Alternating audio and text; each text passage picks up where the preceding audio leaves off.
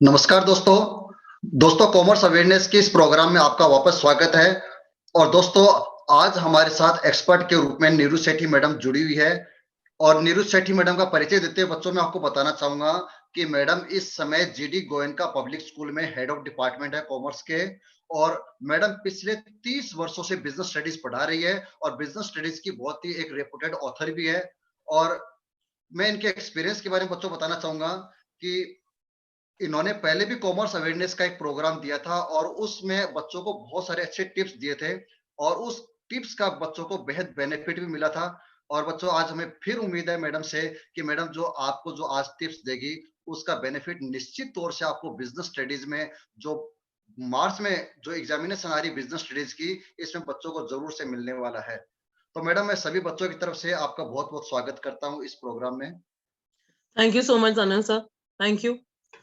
और before starting आपका बहुत बहुत धन्यवाद और बहुत अप्रिसिएशन कि आप इतनी मेहनत कर रहे हैं इस फील्ड में और बच्चों के लिए जगह जगह से अलग अलग एक्सपर्ट्स को बुला के इंटरव्यूज और सेमिनार्स और वर्कशॉप्स कराते रहते हैं। Very very commendable. Thank you so much sir. Welcome so ma'am. बच्चों, आपकी इतने अच्छे आपको टीचर मिले हैं जो आपके लिए इतनी मेहनत कर रहे हैं। अब हमारी तरफ से एक फर्ज बनता है, हम भी आपके लिए थोड़े से टिप्स लाएं, थोड़े से आपको सजेशंस दें कैसे आप अपना रिजल्ट इंप्रूव कर सकते हैं, कैसे बहुत अच्छा अपना मैक्सिमम पोटेंशियल यूज करके आप अच्छे से रिजल्ट ला सकते हैं। अनिल सर, आप मुझे बताइए, आप क्या क्या एरियाज में आपको लगता है बच्चे मतलब प्रॉब्लम फेस कर रहे हैं, मैं उस यस मैम। हिसाब से आपको जवाब देती हूँ। मैडम, मैंने कई बार देखा है कि कुछ बच्चे जो है ना, जैसे मतलब बिजनेस स्टडीज में कुछ टॉपिक्स में जैसे फीचर्स के बारे में पूछते हैं, नेचर के बारे में पूछते हैं, ऑब्जेक्टिव्स के बारे में पूछते हैं, कैरेक्टरिस्टिक्स के बारे में पूछते हैं। तो मैडम, ये बच्चे कुछ कंफ्यूज हो जाते हैं, इनको ऐसा लगता है कि ये सब चीजें एकदम मिक्स हो रही है उनके, जैसे वो याद हाँ, करने बैठते हैं तब। तो मैडम, इसका कुछ सॉल्यूशन है या इसमें कुछ मतलब डिफरेंशिएट करके आप बता पाएंगे? हाँ। देखिए, बच्चों के लिए सर एक पहली बात जो मैं अपने हर स्टूडेंट को बोलती आ रही हूँ आज तक, जो मैंने अपने टीचर से सीखा था, कि अगर हमें लॉन्ग रन के लिए कुछ भी चीज याद रखनी है, उसके लिए हमें सबसे पहले जरूरत है उस चीज को समझना। सिर्फ यस रट्टा मैम। मारने से नहीं होगा। बहुत बच्चे प्रॉब्लम इसलिए फेस करते हैं बिजनेस स्टडीज में क्योंकि उनको ये लगता है कि थियोरी सब्जेक्ट है और हम रट लेंगे इसको, रटने से हमारा काम हो जाएगा। तो बेटा, आप लोगों को सबसे पहले तो ये दिमाग से बिल्कुल निकाल देना है कि रट्टा मारने से ये सब्जेक्ट में आप अच्छा कर पाएंगे। सबसे पहला टॉपिक को समझना जरूरी है और उसके बाद आप उसको लिख के लर्न करें। जैसे आप मैथ्स अकाउंट्स में प्रैक्टिस करते हैं, आपको वहां पे भी टीचर्स बोलते हैं practice is what will give you best result. ऐसे ही बिजनेस स्टडीज में भी आप प्लीज लिख के लर्न करिए। एक बार थोड़ा बड़ा बड़ा लिखिए, पूरी पूरी उसकी हेडिंग्स लिखिए, अगली बार उसकी थोड़ी छोटी एब्रिविएशन बना लीजिए। जितनी बार आप लिखेंगे उतना आपको लंबे समय के लिए याद होगा और आप आंसर सही दे पाएंगे। केस स्टडीज में आइडेंटिफाई कर पाएंगे कि क्या पूछा जा रहा है, क्या पॉइंट है। सिर्फ बुक खोल के अगर आप रीडिंग करके आप उम्मीद रख रहे हैं कि इतना वास्ट सिलेबस है, आप सब कुछ बिल्कुल ढंग से लर्न कर पाएंगे, वो मैक्सिमम बच्चों के लिए मुश्किल हो जाता है। प्लीज समझिए पहले टॉपिक को, कॉन्सेप्ट को, और उसके बाद लिखिए और लर्न कीजिए। उसके बाद आपको दिक्कत नहीं आएगी। और अगर आपको मेरी ये बात लग रहा है कि सिर्फ बोलना बड़ा इजी है, लिखना पॉसिबल नहीं होता, बेटा एक चैप्टर ट्राई करके देखो, सिर्फ एक शुरू करो, and then you will understand कि मैं क्या बोल रही हूँ। आपको खुद को ही डिफरेंस समझ में आएगा। मैडम, कई बार बच्चों को केस स्टडीज में कुछ दिक्कतें महसूस होती है, वो केस स्टडीज में समझ नहीं पाते कि उसको मतलब सोल्व कैसे करें हम। तो उसके बारे में देखिए कुछ टिप्स देंगे आप बच्चों को? सर, केस स्टडी ना जब भी हम पढ़ना शुरू करते हैं सबसे पहले हमें क्वेश्चन पढ़ना चाहिए। यस।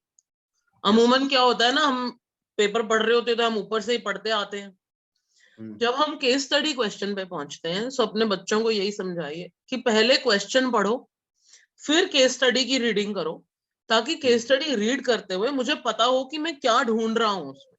जैसे फॉर एग्जाम्पल, अगर मेरा एक क्वेश्चन है केस स्टडी में, which function of management is reflected in the case above, कि ऊपर यस। दिए केस में कौन सा फंक्शन दिखाई दे रहा है मैनेजमेंट का। तो बच्चे को वो क्वेश्चन पढ़ के इमीडिएटली समझ में आएगा कि उसका आंसर अब हमारे 5 फंक्शंस में से आएगा। Yes planning, sure ma'am. है ना, POSDC की इन पांचों में से अब मेरा आंसर आएगा, ठीक है। So then when I read the case study I will focus only on those 5 functions. I will not think about, other aspects like coordination, financial planning, or whatever else. So read the question, then read the case study, and read the case study 2-3 times. If it's a long case study, लंबी case study, तो 2-3 बार उसको पढ़ें, ध्यान देके पढ़ें और keywords उसमें mark करें. एनसीईआरटी बुक के जरूर कोई ना कोई वर्ड्स, कोई ना कोई लाइन हमारी हर केस स्टडी में होती है जिससे हमें आंसर का हिंट मिलता है. Yes ma'am. कोई भी ऐसी देखिए बच्चों केस स्टडी नहीं आएगी जिसमें एनसीईआरटी की लाइन ना हो, कोई वर्ड्स ना हो. सो अपना रीडिंग करते हुए उस वर्ड को, उस लाइन को अंडरलाइन कीजिए and then confirm your answer once again कि अच्छा जो मैंने सोचा ये वही है, and then start writing the answer. एकदम ना जंप नहीं करते. कई बार हम एक्साइटमेंट में ओ हो ये तो प्लानिंग है, और हम सोचते ही नहीं है उसके आगे कि पूरा पढ़ तो लें, पूरा समझ तो लें क्या मांग रही है केस स्टडी. सही बात है। अच्छा मैडम, आपने जैसे एनसीईआरटी का जिक्र किया, तो मतलब एनसीईआरटी बुक सफिशिएंट है या कोई दूसरी बुक भी बच्चों को स्टडी करना चाहिए? सर एनसीईआरटी ना, मतलब हम बाइबल है हमारे लिए बिजनेस स्टडीज में. हमारी 12th की एनसीईआरटी बहुत अच्छी बुक्स हैं दोनों, और हमारा पेपर हम इतने सालों से देखते आ रहे हैं, आप भी बहुत सालों से पढ़ा रहे हैं. Yes yes yes ma'am. हमेशा एनसीईआरटी से आता है. सो हाँ एनसीईआरटी तो बिल्कुल। आपकी बिल्कुल बेस बुक है, वो तो करनी ही करनी है. हर वर्ड एनसीईआरटी का आपको अच्छे से आना चाहिए. एंड देन अगर आपको अब एक्स्ट्रा क्वेश्चंस चाहिए, जैसे आपको केस स्टडी क्वेश्चंस चाहिए, 1 मार्कर्स चाहिए, वो आप दूसरी किसी हेल्प बुक से ले सकते हैं.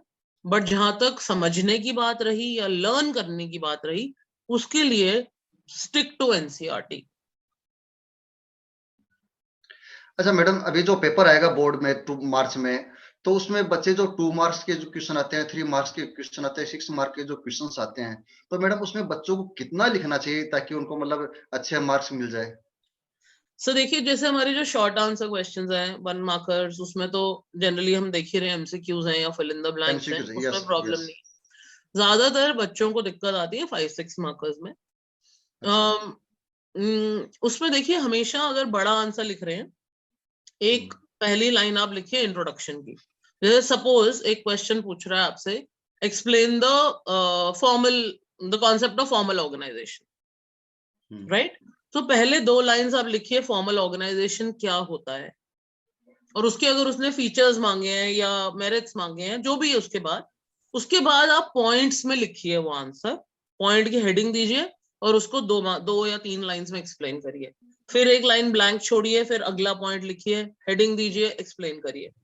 सो अगर 5 मार्कर है तो 5 पॉइंट्स चाहिए, 4 है तो 4 पॉइंट्स चाहिए. बट हमेशा क्वेश्चन की क्या लिख रहे हैं आप, वो 2 लाइंस इंट्रोडक्शन के और एक एंड में 1 लाइन कंक्लूजन का लिख देने से पूरा कॉम्प्रिहेंसिव कंप्लीट आंसर बन जाता है. एग्जामिनर ना मेरे चाहते हुए भी उसको लगता है कि हाँ बच्चे ने पूरा लिखा है, स्टार्टिंग भी अच्छी है, सारे पॉइंट्स अच्छे से एक्सप्लेन्ड है, एंड की एक क्लोजिंग लाइन लिखी हुई है. So you get good marks. देखो बेटा, आप लोगों को ये समझना है कि getting good marks is like playing on the psychology of the examiner. अगर मेरे सामने एक अच्छे से वेल प्रेजेंटेड, साफ सुथरा, नीट पेपर आएगा, मेरे को अपने आप से दिल करता है अच्छे मार्क्स देने का. And that goes with all the examiners. ऐसा नहीं है कि किसी पर्टिकुलर के साथ है. और वहीं अगर बहुत कटिंग हो रखी है, हैपहैजर्ड तरीके से आंसर करा हुआ है, सारा आंसर एक ही पैराग्राफ में इतना लंबा सा आपने लिख के दे दिया, पॉइंट्स में नहीं उसको डाला है, सो वहां चांसेस हो जाते हैं कि आपने मैटर लिखा हुआ है पूरा, पर फिर भी आपको पूरे मार्क्स ना मिले. So how much can you get out of the examiner depends a lot on how you present your paper. Theory papers में जितना conceptual knowledge important है, उतनी presentation skills भी important है. All right? So Yes, ma'am. handwriting अच्छी, spacing अच्छी, underlining कर रखी है, खत्म हुआ आंसर, उसके बाद कुछ आप 2-3 लाइंस ब्लैंक छोड़िए, चिपका के आंसर दे देना, वो सब नहीं करना है. मैडम, अभी जो कुछ बच्चे जो स्लो लर्नर्स हैं, जिनके अभी मतलब प्री बोर्ड्स में नंबर कम आए हैं, या बच्चे जो फेल हुए हैं, उन बच्चों को मैडम मोटिवेट करने के लिए आप कुछ ऐसे टिप्स देंगे कि वो कौन से लेसन पढ़े कि वो आराम से मतलब पास हो जाए? सर देखिए, मैं कहूंगी थोड़ा सिंपल चैप्टर्स से शुरू कर लें और हम्म, 2-2 चैप्टर्स कर करके 2 के टेस्ट देते जाएं अपने टीचर्स को, हम्म, उससे थोड़ा कॉन्फिडेंस आ जाएगा। Yes ma'am. जैसे मैंने बोला बच्चे को कि तुम पहले 2 करके आ जाओ या फर्स्ट और प्लानिंग करके आ जाओ, कुछ बच्चों को कभी हम्म, प्रिंसिपल्स में अगर दिक्कत लग रही है तो आप 2-2 चैप्टर्स करके उनके टेस्ट ले लीजिए, छोटे छोटे टेस्ट बना लीजिए। उससे बच्चे को भी कॉन्फिडेंस आता है और हमें भी पता चलता है बच्चा कितना कर पा रहा है। अब जैसे बच्चे के 4-5 चैप्टर्स इकट्ठे हो गए, उसने कर लिया, आपको 2-3 टेस्ट उसने अलग अलग दे दिए, फिर आप 5 चैप्टर्स का एक टेस्ट दे दीजिए। Yes, yes. थोड़ी मेहनत हमारी तरफ से है, बट हमारे पास इतने रिसोर्सेज हैं कि अगर बच्चा मेहनत कर रहा है तो कोई भी टीचर कभी भी पीछे नहीं हटता है हेल्प करने के लिए। श्योर, सो ये तो है just madam. Give them more practice, छोटा छोटा पोर्शन की। और मैडम जो बच्चे मतलब अच्छा स्कोर कर रहे हैं, जैसे मतलब 80 में से मतलब 64 एंड अबोव लेके आ रहे हैं, 80%, हम्म 90% के लगभग, और हम्म वो बच्चे 100 आउट ऑफ 100 मार्क्स पर मतलब लेके आना चाहते हैं, तो हम्म मैडम उनके लिए कुछ ऐसा टिप्स देंगे कि मतलब वो 100% मार्क्स अचीव कर पाए? सर देखिए, मेरे को ऐसा लगता है कि जो बच्चा ऑलरेडी इस लेवल पे है, उसको हम्म, हमें ये पहले जज करना पड़ेगा कि उसको किसी पर्टिकुलर टॉपिक में प्रॉब्लम तो नहीं हो रही। जैसे कुछ यस। बच्चों का मैंने देखा, उनको फाइनेंशियल मैनेजमेंट और फाइनेंशियल मार्केट्स में कभी दिक्कत आती है, यस। या जो हमारा ट्रेडिंग ऑन इक्विटी वाला न्यूमेरिकल आता है वो नहीं वो अच्छे से कर पाते हैं। हम्म, तो मैं ऐसे बच्चों के साथ हमेशा ये आइडेंटिफाई करती हूँ कि आपको किस में, क्या आप बिल्कुल इजीली बिल्कुल कॉन्फिडेंट है और क्या टॉपिक्स में आपकी थोड़ी सी अभी कमी लगती है। So I would want to practise more of that with them, कि मैंने फाइनेंशियल प्लानिंग, फाइनेंशियल मार्केट दोबारा करा दिया उनको। देन जो कॉन्सेप्ट्स हमारे, आपको पता है जैसे कई बार बच्चे कोऑर्डिनेशन आइडेंटिफाई नहीं कर पाते या यस। डेलीगेशन डिसेंट्रलाइजेशन की केस स्टडीज में गलती करते हैं, उसमें डिफरेंस भी नहीं कर पाते, समझ नहीं पाते उनको, हाँ। हाँ वो नहीं कर पाते, तो वो हम्म, वाली केस स्टडीज ज्यादा कराते हैं। या जैसे प्रिंसिपल्स आइडेंटिफाई करना केस स्टडी में कि कौन से प्रिंसिपल फॉलो हो रहा है, कौन सा नहीं हो रहा, ऐसे वाले क्वेश्चंस ज्यादा प्रैक्टिस कराते हैं। उससे वो जो कई कई बच्चों का बिल्कुल मार्जिन से बच जाता है, 2-3 मार्क्स, हम्म, 4 मार्क्स से बच जाता है, यस मैम, कई बार वो होता है करो। 97% हाँ तक पहुंच गए आप, 80 में हाँ से 78 तक पहुंच हाँ गए बच्चे। हाँ, हाँ। वो 1 मार्कर में भी तो गलती कर देते हैं कई बार बच्चे। हम्म। तो वन अच्छा मैडम, मार्कर्स ना अब दिखने में जितने इजी लगते हैं सर, उतने आपको पता ही है होते नहीं है। उतने नहीं होते मैडम। हाँ। अच्छा मैडम, ये बताइएगा कि सीबीएसई की जो मार्किंग स्कीम है, उसके बारे में आप थोड़ा बच्चों को बताइएगा कि जैसे मतलब कोई टीचर जो सेंटर पे कॉपियां चेक करते हैं, तो वो क्या-क्या बातें ध्यान देते हैं अवार्ड मार्क्स अवार्ड करते समय? तो देखिए, जैसे मैंने वही कहा ना, एक तो प्रेजेंटेशन हमारी बहुत जरूरी है। जब हुँ, मैं चेकिंग के लिए एंगल से अगर मैं बात करूं, बच्चों को ये समझना बहुत जरूरी है कि एक दिन में एक टीचर ने वहां बैठ के बोर्ड के हिसाब से भी 20 कॉपीज तो चेक करनी हाँ, बिल्कुल करनी होती है। है ना। और ज्यादातर हुँ, हम लोग, आप ये भी जानते हैं कि 20 से ज्यादा ही करने की कोशिश होती है हाँ, यस। ना। सो अगर मेरे को एक दिन में इतनी बैठ के पेपर्स चेक करने हैं, तो मेरे सामने अगर एक मटेरियल वेल प्रेजेंटेड आएगा, हुँ, सीक्वेंस में आएगा, जैसे 1 मार्कर हुँ, है उसमें स्पेसिंग अच्छी हो रखी है, आंसर्स हुँ, पूरे टू द पॉइंट लिखे हुए हुँ, हैं, सो जितना हमको कंसेप्चुअल नॉलेज पे बच्चों की काम करना है, उतनी ही प्रेजेंटेशन स्किल्स पे भी काम करना है। देन सारा पूरा आंसर एक पैराग्राफ में नहीं दें बच्चे, ये उनको सिखाना है, पॉइंट्स में अलग अलग दें। पॉइंट्स में लिखेंगे, हाँ। हाँ, जहां जहां पॉसिबल है वहां साथ में डायग्राम दे दें। जैसे अगर लेवल्स ऑफ मैनेजमेंट पे आया तो एक उसका लेवल्स ऑफ मैनेजमेंट का डायग्राम बना दिया, स्केलर चेन का बना दिया, हाँ, अम, हाँ। है ना।